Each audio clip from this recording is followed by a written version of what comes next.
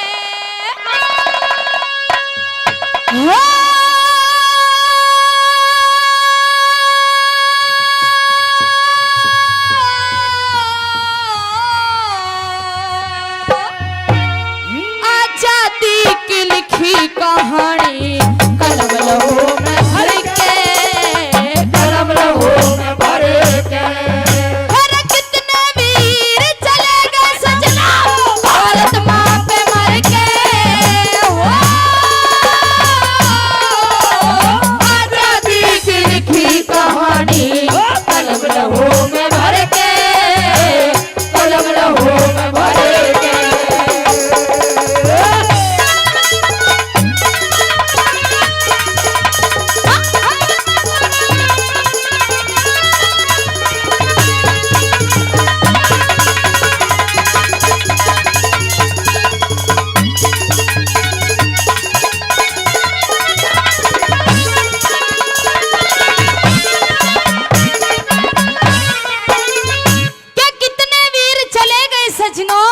मेरी भारत माँ पे मर के और आजादी की लिखी कहानी कलम लहू में भर के। प्रेमी श्रोताओं, वो महाराणा प्रताप अरे बनों में धक्के खाए, यहाँ तक कि घास की रोटी भी खाई, लेकिन कदम पीछे नहीं हटाया। वो ऊधम सिंह जिसने अपने बाप की मौत का बदला लेने के लिए लंदन में जाके उस डायर को तो मार दिया, लेकिन कदम पीछे नहीं हटाया। वो वीर हकीकत राय जिसने फांसी के फंदे को तो चूम लिया, लेकिन अपना धर्म नहीं बदला। ऐसे ऐसे वीर इस देश में हुए और हंसते हंसते एक बात कह दी प्रेमी श्रोताओं कि आजादी की कभी शाम नहीं होने देंगे और शहीदों की कुर्बानी बदनाम नहीं होने देंगे, कि आजादी की कभी शाम नहीं होने देंगे और शहीदों की कुर्बानी बदनाम नहीं होने देंगे। अरे जब तक बची है एक भी बूंद गरम लहू की हमारे सीने में, जब तक भारत माँ का आंचल नीलाम नहीं होने देंगे, अपनी भारत माँ का आंचल नीलाम नहीं होने देंगे। पहली लाइनों के माध्यम से क्या बताया वाला,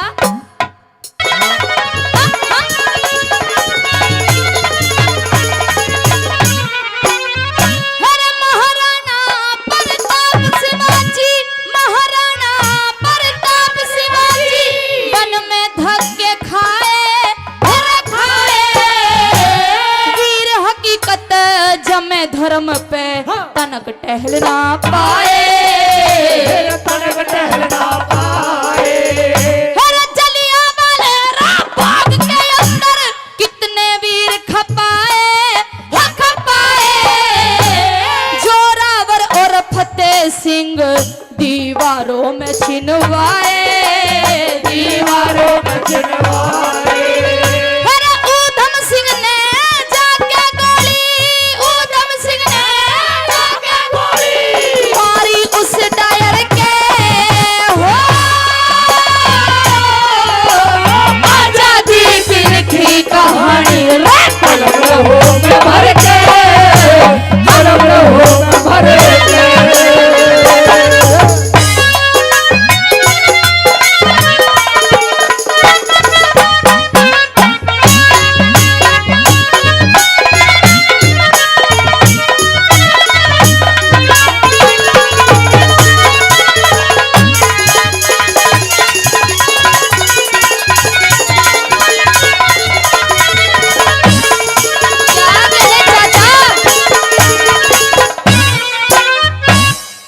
प्रेमी श्रोताओं कि हमारे नौजवानों ने बलिदान दिया अपने देश के लिए, तो बलिदान देने में हमारी माता बहनें भी पीछे नहीं रही, हमारी वीरांगना भी पीछे नहीं रही। ऐसी ऐसी वीरांगना हुई जिन्होंने मर्दों की तरह लड़कर दुश्मन का डट के सामना किया, लेकिन कदम पीछे नहीं हटाया। कि खूब लड़ी मर्दानी थी वो झांसी वाली रानी थी। ऐसी ऐसी पतिव्रता, ऐसी ऐसी छत्रानियां, ऐसी ऐसी सती स्त्री इस देश में हुई हैं जिनके कारण इस देश का सर गर्व से ऊंचा है। कुछ दिन पहले की घटना, एक फिल्म रिलीज हुई पद्मावती। किस किस ने देखी वो फिल्म, जरा मैं पूछना चाहती हूं आप सभी से, आपने देखी? उस फिल्म के अंदर रानी पद्मावती को नाच करते हुए दिखाया, घूमर गाना था जो। लेकिन प्रेमी श्रोताओं, ना तो किसी इतिहास में पढ़ा और ना ही सुना और ना ही किसी किताब में देखा लिखा हुआ कि कहीं पे वो छतरानी नाच कर गई है। थोड़ी सी कहानी बताती हुई चलती हूँ उस छतरानी की, और अगर आपको थोड़ी भी कहानी अच्छी लगे उस छतरानी की तो उस छतरानी के लिए तालियां चाहूंगी आप सभी से। बताया कि चित्तौड़ के राजा राणा रतन सिंह की पत्नी थी वो पद्मनी। राणा रतन सिंह का मित्र था अलाउद्दीन खिलजी। अलाउद्दीन खिलजी ने जिद करी राणा रतन सिंह से कि यार तू मेरा मित्र है और मैं तेरी पत्नी के दर्शन करना चाहता हूं, तेरी पत्नी का चेहरा देखना चाहता हूं। राणा रतन सिंह ने कह दिया कि यार तू मेरा मित्र है, लेकिन हमारे घराने में पतिव्रता औरतें होती हैं। पतिव्रता स्त्री ना तो किसी गैर पुरुष को अपना चेहरा दिखाना पसंद करती और ना ही किसी गैर पुरुष का चेहरा देखना पसंद करती। इसीलिए मैं कह रहा हूं कि मुझे यकीन है मेरी पत्नी तुझे अपना चेहरा नहीं दिखाएगी। जिद करने लगा अलाउद्दीन खिलजी। राणा रतन सिंह अपनी पत्नी पद्मनी के पास पहुंचे, पद्मनी को सारा हवाला बताया कि अलाउद्दीन खिलजी मेरा मित्र है और तेरे दर्शन करना चाहता है। तो रानी ने यह कहा कि महाराज अगर आप कह रहे हो तो मैं अपना चेहरा उसको दिखा सकती हूं, लेकिन एक शर्त के साथ अपना चेहरा दिखाऊंगी। राजा पूछते हैं कि क्या शर्त है महारानी तेरी? तो रानी ने कहा कि शर्त मेरी यह होगी महाराज कि उस खिलजी को मैं अपना चेहरा सामने से नहीं दिखाऊंगी, मैं शीशे के सामने बैठूंगी और वो खिलजी मेरा चेहरा पीछे से आकर देख लेगा। ऐसा ही हुआ। राणा रतन सिंह ने पत्नी का कहना मानकर शीशे के सामने बैठा दिया उस पद्मनी को, और खिलजी ने पीछे से आकर चेहरा देखा, और जब खिलजी ने पद्मनी का चेहरा देखा तो चक्कर खा के गिर गया प्रेमी श्रोताओं कि ये तो वास्तव में बहुत खूबसूरत है। दिल्ली पहुंचा। उस समय में दिल्ली में राज था अलाउद्दीन खिलजी का। राणा रतन सिंह को चिट्ठी लिखवा कर बुलाया कि तेने मेरी बहुत अच्छी खातेदारी करी है, अब मैं तेरी खातेदारी करना चाहता हूँ। धोखे से बुला लिया राणा रतन सिंह को, बंदी बनाकर कैद में डाल दिया और पद्मनी के पास चिट्ठी लिखवा दी कि या तो युद्ध करके अपने पति को छुड़ा ले, और अगर युद्ध करना बस की नहीं है तो मेरी बेगम बन के मेरे यहाँ पे रहे। छतरानी थी, खून खोल गया प्रेमी श्रोताओं। यूं कहने लगी मैं युद्ध करूंगी, मैं छुड़ा के लाऊंगी अपने पति को, लेकिन फिर ठंडे दिमाग से सोचती है कि तू अकेली है तो औरत की जात तेरी, किस किस से युद्ध करेगी, किस किस से लड़ाई करेगी। फिर अपने भांजे बादल के पास पहुंची, बादल को सारी बातों का हवाला बताया। बादल अपने चाचा को लेकर लड़ने के लिए गया राणा रतन सिंह को छुड़ाने के लिए, लेकिन प्रेमी श्रोताओं वहां पे दृश्य कुछ और ही हो जाता है। बादल को भी धोखे से मार दिया गया, राणा रतन सिंह को भी धोखे से मार दिया गया, सारी सेना सारी फौज मारी जाती है। फिर चिट्ठी लिखवाई खिलजी ने कि पद्मनी तेरा हिमाती और ना ही तेरा कोई साथी बचा, तैयार रहना, ये तेरा आशिक खिलजी तुझे लेने के लिए आ रहा है। इतनी बात सुनी तो छतरानी की आंखों में आंसू आ गए कि मैंने कभी सोचा भी नहीं था कि ऐसा दिन भी देखना पड़ेगा कि इस दुनिया में मेरा कोई हिमाती और साथी नहीं बचेगा। प्रेमी श्रोताओं, 12 कोस के अंदर हवन कुंड खुदवाती है वो छतरानी, और अब उसमें अग्नि प्रकट कर कर अपनी संगी सहेलियों को लेकर उस हवन कुंड में कूद कर अपने प्राण त्याग देती है। प्रेमी श्रोताओं, एक तरफ पद्मनी की चिता जल रही है, दूसरी तरफ अलाउद्दीन खिलजी खुश होता आ रहा है कि आज तो पद्मनी मेरी हो जाएगी। दरवाजे पे एक बुढ़िया बैठी हुई थी। उसने जब उसकी पद्मनी की चिता को जलते देखा तो रोने लगी। बुढ़िया को जोर से लात मारता है अलाउद्दीन खिलजी और कहता है कि उठ बुढ़िया, कहाँ है मेरी पद्मनी, बता मुझे। कहते हैं उससे जाके कि उसका आशिक आया है, जल्दी तैयार हो, समय नहीं है मेरे पास। रोती रोती बुढ़िया ने हवन कुंड की तरफ इशारा कर दिया कि जा, वहां है तेरी पद्मनी, जाके देख ले। हवन कुंड में जाके देखा तो उस छतरानी की चिता जल रही थी। प्रेमी श्रोताओ, जोर जोर से चिल्लाने लगा कि पद्मनी ये तूने अच्छा नहीं किया, अरे तेरे लिए मैंने किस किस को नहीं मारा, क्या क्या नहीं किया, फिर भी तू मुझे छोड़कर चली गई, ये तूने मेरे साथ अच्छा नहीं किया। फिर बुढ़िया के पास पहुंचा कि बुढ़िया पद्मनी तो मारी गई, लेकिन मेरे प्यार में कुछ तो संदेशा छोड़ कर गई होगी, कुछ तो कहकर गई होगी कि वो मुझसे प्यार करती थी या नहीं। तो रोती रोती बुढ़िया कहती है, सुनना चाहता है, देखना चाहता है कि पद्मनी तेरे लिए क्या क्या कर गई है? तो सामने दीवार है, उस दीवार पे जाके पढ़, वो छतरानी अपने हाथों से तेरे लिए 2 लाइनें लिख कर गई है। उस दीवार पे क्या लिख कर गई थी वो छतरानी, अगर आपको अच्छा लगे तो तालियां चाहूंगी। उस दीवार पे लिखा हुआ था प्रेमी श्रोताओं कि तू लाख कोशिश कर ले खिलजी, कि तू लाख कोशिश कर ले खिलजी, मुझे कभी पा नहीं सकता। कि तू लाख कोशिश कर ले खिलजी, मुझे कभी पा नहीं सकता। और ये भोजन शेर का है, कुत्ता इसे खा नहीं सकता, कुत्ता इसे खा नहीं सकता, कुत्ता इसे खा नहीं सकता। अरे वो थी हमारी छतरानी, लेकिन आज फिल्मों के अंदर उसको नचनिया बनाया जा रहा है। ये हमारी संस्कृति नहीं है। प्रेमी श्रोताओं, किस तरह से क्या बताया दूसरी लाइनों में।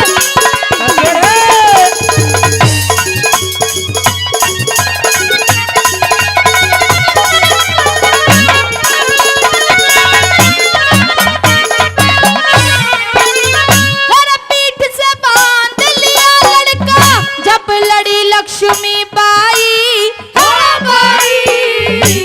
चंद्रशेखर ने देश के अंदर भारी धूम मचाई, भारी धूम मचाई। भगत सिंह ने हंसते हंसते गल में फांसी खाई,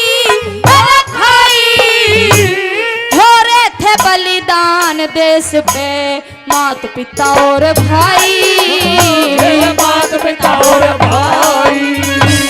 फिर हिंद में चाल पड़े रे, फिर हिंद में चाल पड़े रे, कपड़े बांध लिया सिर के,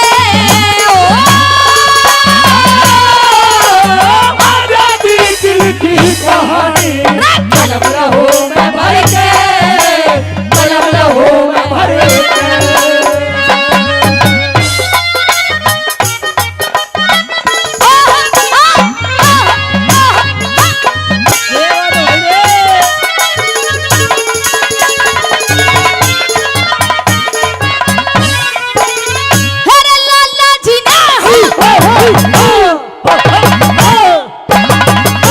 लाला जी ने खेली सजना लाल खून की होली, अरे होली।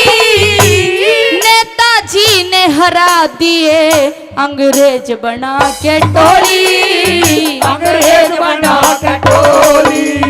हरे इंकलाब का नाम ले लिया, मार रहे थे बोली, अरे बोली।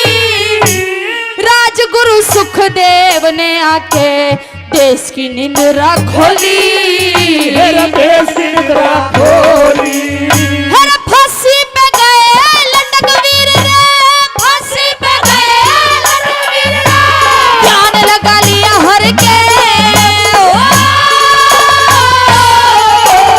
आजादी की लिखी कहानी, कलम न हो मैं भर के, कलम न हो मैं भर के।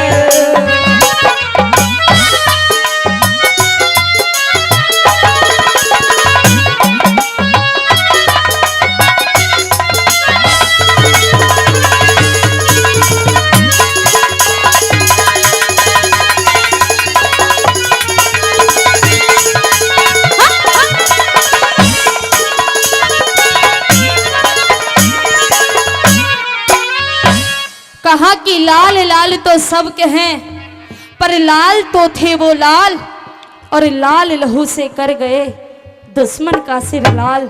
अरे वो थे असली लाल जो इस देश के लिए हंसते हंसते अपनी जान दे गए। ना ही अपने बारे में सोचा, ना ही अपने परिवार के बारे में सोचा तो सिर्फ अपनी भारत माता के बारे में सोचा। मैंने आप सभी से कहा था कि एक बार वो हाथ खड़े करो जो इस देश से प्यार करता है। आप सभी ने हाथ खड़े किए थे, लेकिन प्रेमी श्रोताओं, बड़े दुर्भाग्य की बात है, हम सभी अपने देश को बड़े प्यार करते हैं और अपनी भारत मां को मां मानते हैं।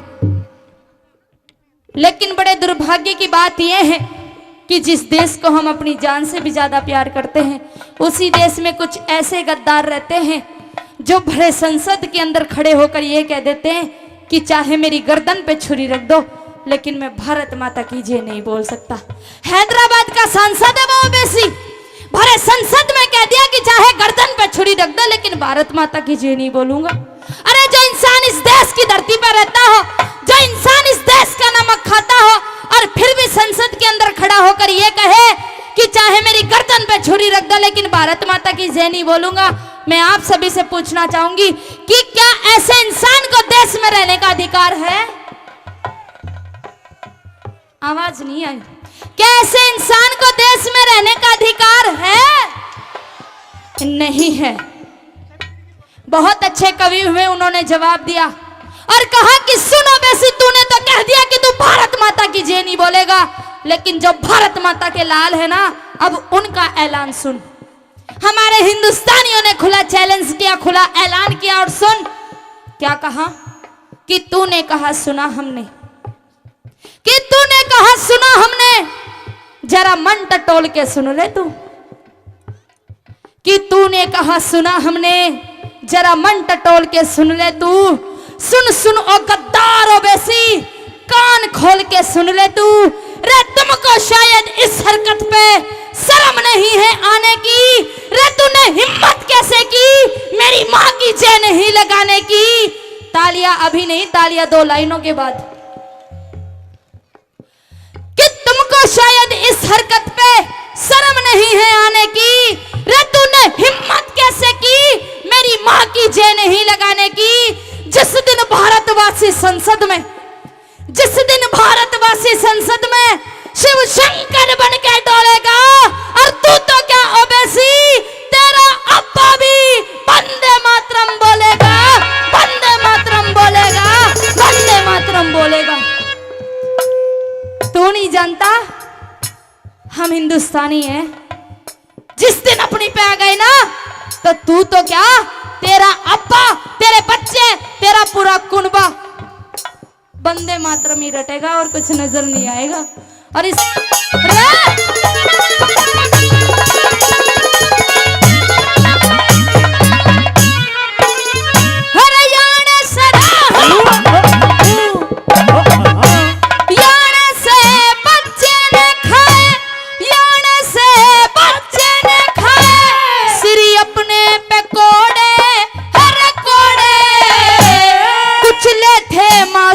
वीर ने अंग्रेजों के घोड़े, अंग्रेजों के घोड़े, हर जबर फौज धीरा अंग्रेजों की, हिंदुस्तानी थोड़े, हर थोड़े। गांधी जी ने बिन हथियारों माँ के बंधन तोड़े,